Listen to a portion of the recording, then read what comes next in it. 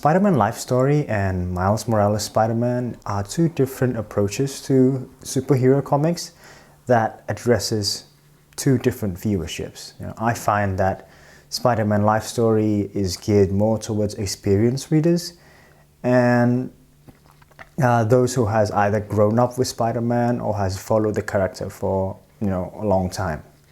It relies heavily on the reader's nostalgia because ultimately Life Story is a celebration of Spider-Man and his 60-year journey as a character. Life Story requires a lot of intertextual knowledge in order to fully appreciate it. There's this sense of I understood that reference whenever we find parts of the story that have been mentioned or shown in the mainline comic series. There is also bits and pieces of the 20th century American history tied into the story, also which adds a lot to the intertextuality of the series.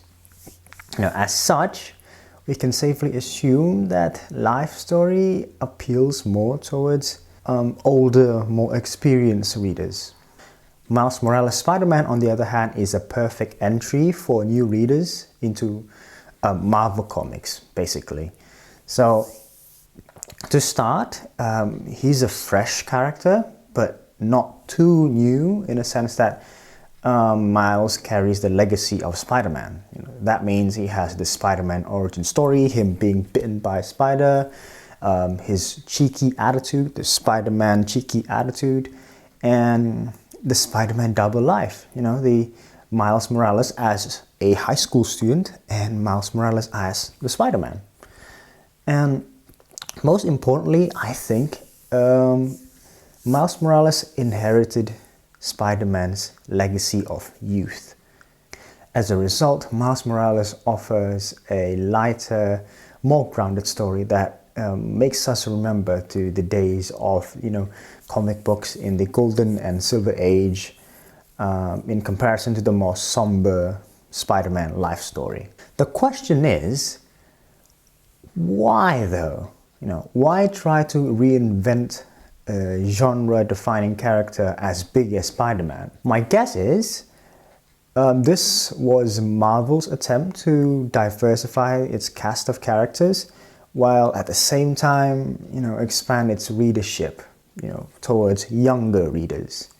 So, as a background, Carol Tilly in Superhero Identity note that in the 21st century, children barely read superhero comics anymore.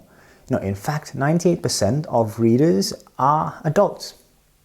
So, how do these children know about superheroes? Well, the answer is simple. Movies, toys, and other medias. This is a stark contrast compared to the golden and silver age of comic books, where most of the readers are children. So Marvel, through Miles Morales and other young superheroes like Kamala Khan or Riri Williams, the Ironheart, Marvel hopes to recapture, young readers. You can see from the language and scenes in Miles Morales that the comic series is written to be more approachable, like the narration. The narration here is done via Miles's journal entries so that it directly addresses the reader, as if Miles himself is telling us the story. This sort of hides away the author and gives more agency towards the character. As a comic book character himself, Miles is depicted as an Afro-Latino American. As a superhero, he is positioned as a newcomer in the superhero world, thus putting him as an underdog. In more than one instance, he gets underestimated by the villains just because of his age. Older superheroes would also give him advice every now and then, and some just straight up break out into a full-blown speech right before a mission. Captain America actually did that in the 3rd issue. Miles does have, a couple of tricks up his sleeve. As the newer, younger Spider-Man, he has a couple of powers that the older Spider-Man doesn't have. He can go invincible, he can shock people using his venom blast. Like the younger generations of today, he is shown to be more in touch with, modern technology, with modern nuances, so to speak. As shown where he shows Captain America how to use his smartphone. In this series, there is a pattern where the youth is put front and center in the narrative. So Miles Morales' career as a superhero started quite a lot younger than Peter Parker, where Peter Parker started when he was 17, Miles started when he was 13. In the first arc, so in the first arc meaning it's the first issue until the third issue, we are presented with a story where Miles tries to solve a kidnapping of child immigrants. As the story progresses, these children appears to be mind-controlled and they possess incredible powers. At the end of the arc, in the third issue, we are introduced to the kidnapper, a villain called the Snatcher.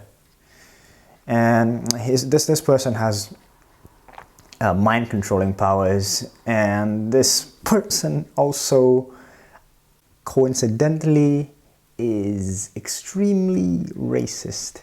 He was the one who gave the children's powers.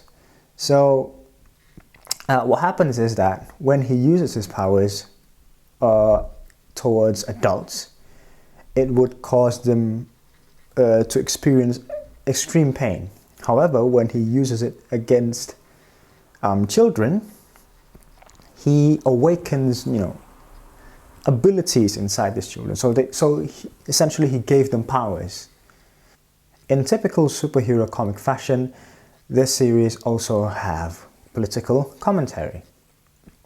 The villain Snatcher serves as the anti-Captain America here, and the panels quite clearly show the opposition of US ideals, American ideals with, anti-immigration rhetorics of today. This can be seen as a gateway of some sort for younger readers to understand or to think about social issues. All this gives younger readers something to relate to. First, the underdog story. Second, for children of color, Miles Morales is mixed-raced.